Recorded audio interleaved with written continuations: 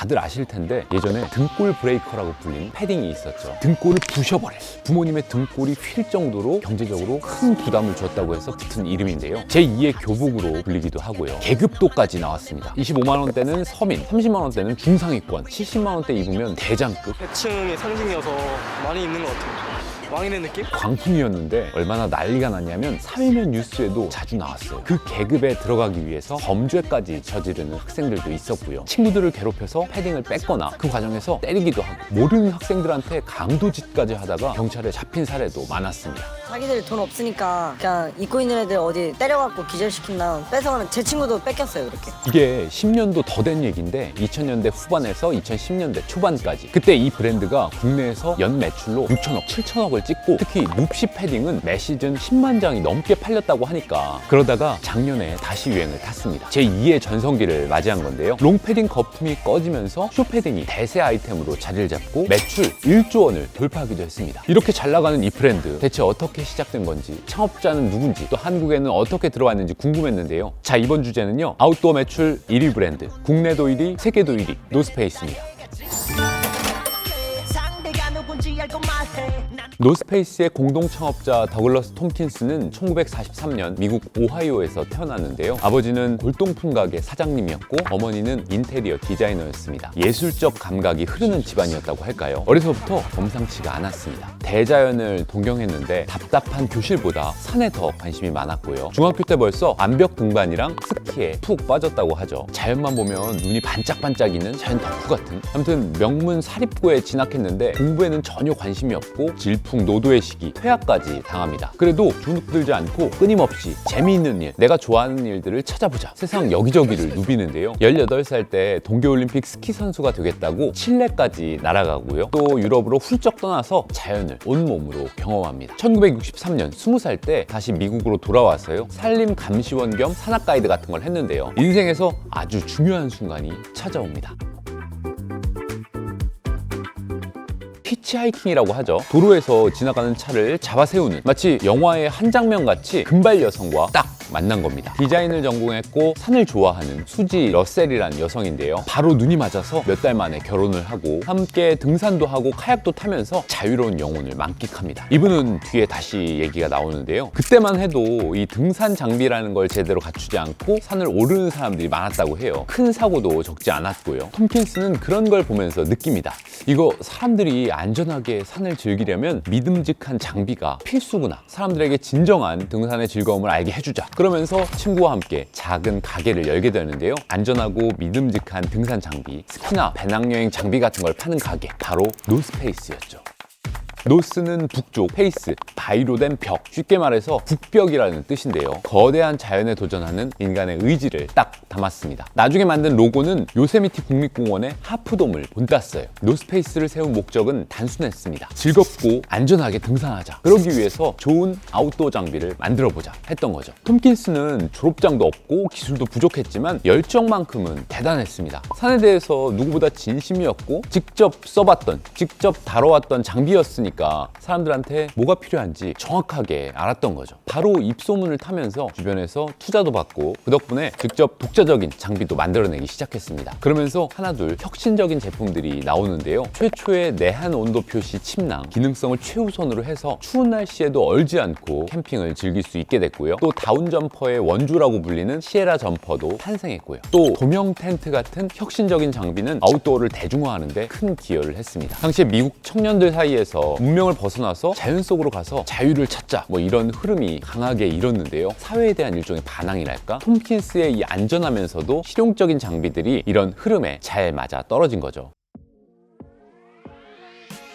그리고 1968년 기념비적인 사건이 발생하는데요. 톰킨스가 동업자들에게 노스페이스를 맡기고 친구 3명과 함께 여행을 떠납니다. 낡은 포드 밴 한 대를 끌고 아메리카 대륙을 이렇게 종단해서 남미 파타고니아의 피츠로이산 등정에 나선 건데요. 이 여정을 함께했던 한 명이 훗날 아웃도어 브랜드 파타고니아를 세운 이본 슈나드였습니다. 원래 장비 납품을 하면서 두 레전드가 동업 비슷하게 협력하고 있었는데요. 이본 슈나드는 자서전에서 파타고니아라 불리는 외딴 지역을 소개해준 장본인이 이름이 바로 톰킨스라고 회고하기도 했습니다. 페루 리마 해변에서 서핑을 하고 칠레 화산에서 스키를 타고 아르헨티나 피치로이 산을 오르는 6개월의 과정을 다큐멘터리 영상으로 담았는데요. 이게 또 레전드 기록이 됐고요. 산악 컬트 무비의 역작으로 꼽히는 마운틴 오브 스톰스죠. 이들의 모험과 열정이 이후 아웃도어 브랜드들의 큰 영감을 줬을 겁니다.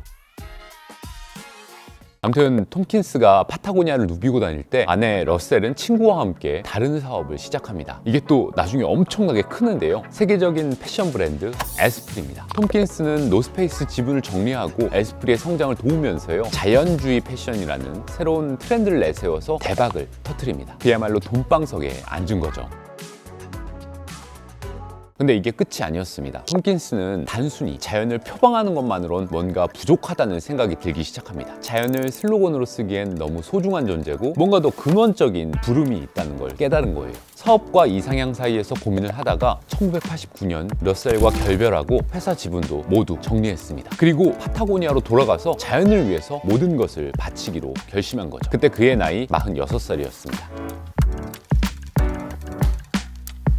그리고 1994년 톰킨스는 재혼을 하는데요. 인생의 두 번째 짝은 아까 브랜드 파타고니아의 CEO 출신인 크리스 맥디비입니다. 이분이 이본 쉬나드와 함께 이른바 파타고니아 스타일을 만든 핵심 인물이었는데요. 여러 재활용 소재를 활용한 상품을 내놓고 환경 기부 프로젝트를 이끌면서 파타고니아 철학을 담아낸 주역이었습니다. 톰킨스와 맥디비 부부의 연을 맺은 두 사람은 환경 보호를 위한 재단을 세우고요. 남미 칠레와 아르헨티나 접경 지역의 광활한 땅을 사들이기 시작했어요. 파타고니아 라고 불리는 남미의 대자연을 간직하고 퓨마가 막 돌아다니는 야생 그대로의 땅. 근데 과도한 목축이나 양식 때문에 계곡이 황폐화되고 사막화가 진행되는 곳도 있었다고 하고요. 그곳에서 자연 복원 프로젝트를 펼치면서 자연을 위한 삶을 실현해 나갑니다. 부부가 사들인 땅의 크기가 약 220만 에이커, 서울의 15배 크기라고 하고요. 들인 돈만 약 3천억 원이 넘는다고 하고요. 처음에는 다른 사람들이 의심의 눈으로 바라봤어요.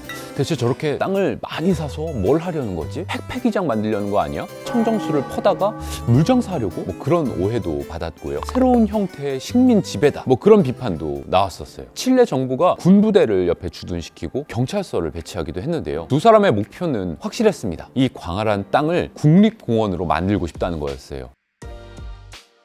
내셔널 트러스트 운동이라는 게 있는데요. 영국에서 시작됐고 당시가 산업혁명 시기라서 무분별한 개발이 진행되면서 자연과 문화유산이 파괴되는 일이 많았다고 하는데요. 그걸 안타까워하는 사람들이 모여서 기증이나 모금을 통해서 가치 있는 자연과 문화유산을 확보해서 보존하고 또 다음 세대한테 물려주자는 그런 운동입니다. 특히 톰킨스가 그런 얘기를 자주 했다고 해요. 석유왕으로 불린 세계적인 부자 록펠러 가문에 대한 얘기인데요. 1920년대 후반에 옐로스톤 남쪽의 땅을 사들여서 국립공원으로 국가에 기증하고 이후로도 버진 아일랜드, 아카디아 국립공원을 나라에 기증을 했고요. 톰킨스도 자신의 재산을 자식들에게 물려주는 대신에 환경을 위해서 사용하기로 했습니다. 아내 맥디비 역시 뜻을 같이 해서 방대한 땅을 기증하는 데 동참했고요. 덕분에 지금 칠레와 아르헨티나에는 톰킨스 부부가 남긴 국립공원이 조성되어 있고 많은 사람들이 그 땅을 밟고 있습니다.